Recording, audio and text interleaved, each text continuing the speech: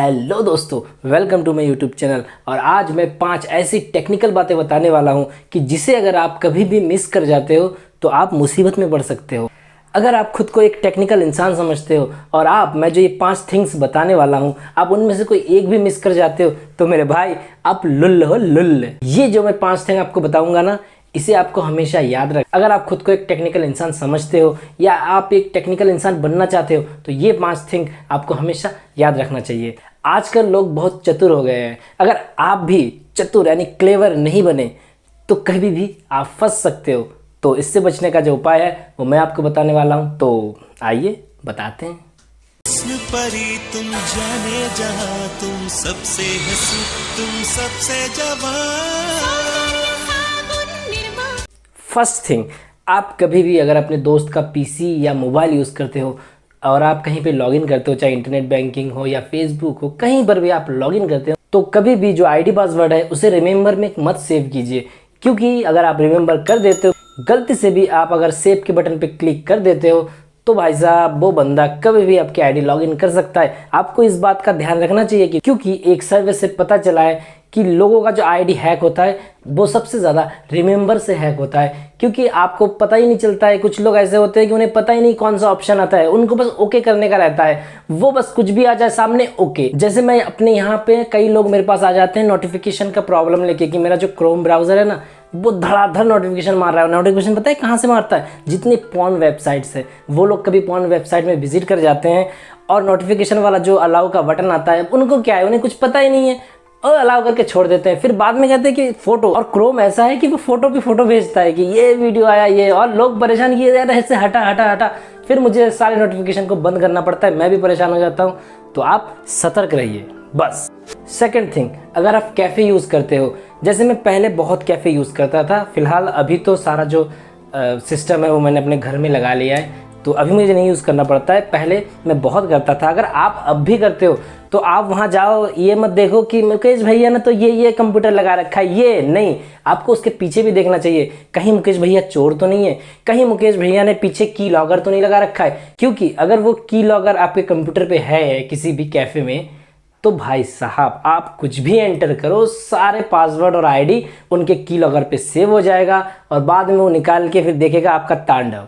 फिर आप फंसोगे कहीं ना कहीं। तो इस बात का भी आपको ध्यान रखना चाहिए। या फिर आप एक ट्रस्टेड, जिसे आप जानते हो कि हाँ ये बंदा कभी ऐसा काम नहीं कर सकता। वैसे तो आजकल का ज़माना है, भरोसा किसी पे मत करो, खुद अपना सेफ्टी बनाए रखो।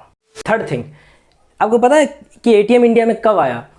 मुझे एग्जैक्टली डेट नहीं पता, लेकिन जब भी आया तब मैं छोटा हुआ करता था और मेरे यहाँ के आस पड़ोस में जितने ज्ञान प्रकाश टाइप के लोग थे ना, वो लोग आपस में बात करते थे कि पता है एटीएम एक ऐसा मशीन आ रहा है जहाँ पे हम पैसे निकाल सकते हैं और उसमें पता है क्या क्या सिक्योरिटी होगा। हमारे पास एक कार्ड होगा, हम जब अंदर घुसने से पहले कार्ड स्वाइप करेंगे, गेट खुलेगा, हम घुसेंगे, फिर हम अपना पैसे वैसे निकालेंगे और इसमें दो तो घुस ही नहीं सकता और ये नहीं कर सकते। इसके अलावा ये भी था कि अगर आप 3 बार गलत पिन डाल देते हो तो गेट लॉक हो जाएगा, ये बैंक वाले आ जाएंगे, पुलिस आ जाएंगे, पता नहीं क्या क्या मैंने सुना था। लेकिन अब मैं जब जाता हूँ ना एटीएम में तो कहीं पे कुत्ते सो रहे हैं, कहीं 4 इकट्ठे घुसे पड़े हैं और भाई एक के पिन एक बता रहे हैं कि भाई अरे ये डालो। मतलब क्या हो रखा है एटीएम। मैंने जो सोचा था उसका कुछ भी नहीं है। कोई गेट में कुछ भी सिक्योरिटी का कोई सिस्टम नहीं है। अब तो बंदे भी नहीं मिलते, एटीएम ऐसे ही खुला रहता है सांड की तरह, जाओ। और पता है इंसान से ज़्यादा तो मैंने देखा एटीएम में कुत्ते इसी का मजे लेते हैं।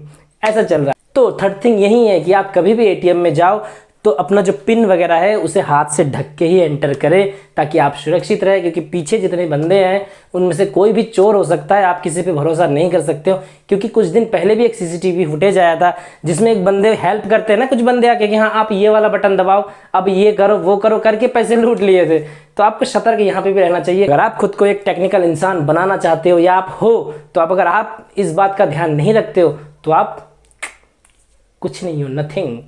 Fourth thing, anonymous. आपको इंटरनेट पे एनोनिमस होना आना चाहिए। क्यों?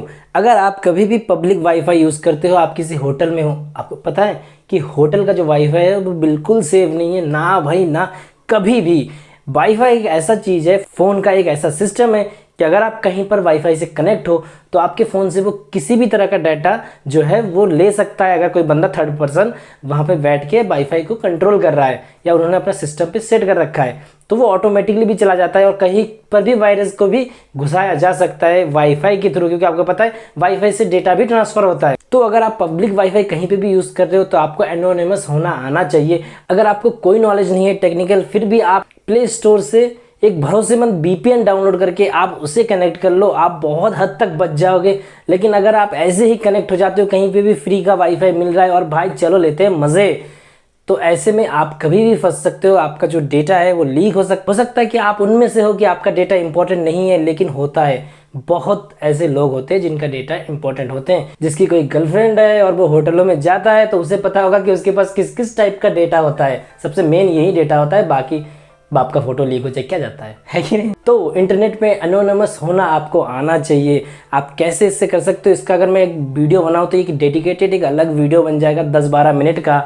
तो इसमें मैं उतना नहीं बता रहा हूँ, बस आप जान लो ये वर्ड कि आपका एनोनिमस होना आना चाहिए। आप किसी भी पब्लिक वाईफाई या कहीं पे भी पब्लिकली आप काम कर रहे हो तो आप इंटरनेट पे खुद को छुपा ले, खुद की ID छुपा ले, IP एड्रेस छुपा ले, आप एकदम गायब होकर काम करो ताकि कोई पकड़ ही ना पाए आपको। बाकी वीडियो में कुछ भी अच्छा लगा तो लाइक करें, कमेंट करें और शेयर करें। सब्सक्राइब नहीं किया है तो वो कर दे। यहाँ पे जो मेरे चैनल का लोगो दिख रहा है ना, वहाँ पे क्लिक करके प्लीज़ सब्सक्राइब कर लो, जिससे मैं जो आगे बेहतरीन वीडियो लाने वाला हूँ वो आपको मिले और आप देख के कुछ सीखो। चलिए फिर मिलते हैं नेक्स्ट वीडियो में। बाय।